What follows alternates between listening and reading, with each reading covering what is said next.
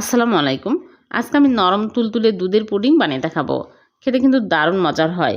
প্রথমে half cup cornflour 1.5 চামচ, agar agar powder, half cup liquid দুধ দিয়ে ভালো করে মিক্স করে এক সাইডে রেখে দিচ্ছি।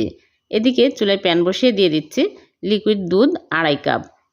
আমি আগে জাল দিয়ে ঠান্ডা করে নিয়েছি। তারপরে আমি এর মধ্যে দিয়ে দিচ্ছি চিনি হাফ কাপ আর দিয়ে দিচ্ছি আগার আগার পাউডার মিশ্রণের সাথে 2 টেবিল চামচ গুঁড়া দুধ মিক্স করে আমি বলকের মধ্যে এক হাতে দিব আর এক হাতে নেড়েচেড়ে নেব।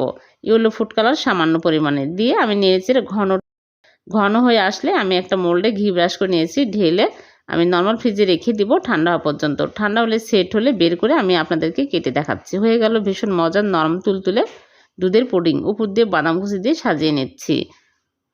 এরকম করে বানিয়ে দেখবেন, ইফতারিতে ঠান্ডা ঠান্ডা এই পুডিং খেতে কিন্তু দারুণ মজার হয়।